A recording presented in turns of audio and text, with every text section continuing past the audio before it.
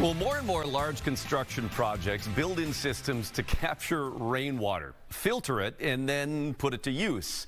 When Metro Transit opened their state-of-the-art North Loop garage this past spring, a significant feature there is using that rainfall to keep their buses clean. Every weekday at every Metro Transit bus garage,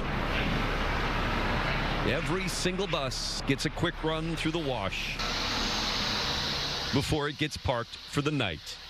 So there's a big tank underground. But at the 8-month-old North Loop garage, which can house up to 200 buses, when they built the place, they put a 40,000-gallon water tank underneath, which captures all the rain that falls on the roof. And it is a massive roof. The footprint is about 350,000 square feet on the site, which is about 7 acres. Which means about a quarter-inch rainfall fills the tank.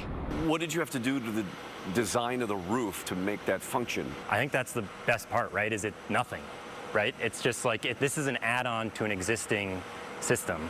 Basically, the pipes that would otherwise take all that rainwater into the storm sewers and right into the river don't, which protects the Mississippi. So instead of it flowing right in with all the sort of contaminants that happen in the built environment, we capture that, put it to use, and conserve water on the front end. This state-of-the-art facility also uses solar walls to help heat the building. More solar is planned for that roof. It takes about 13,000 gallons of water every day to wash the buses just at this North Loop garage. So a tank of filtered rainwater is about 3 days worth until it rains again.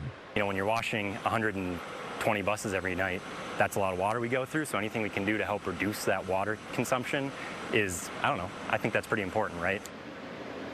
Pretty important. Metro Transit's estimating that that captured rainwater system, well, that covers about 30 to 40% of what is needed in total for the bus wash over the course of the year, depending, of course, we had droughts and then we had a lot of rain, so it comes and goes.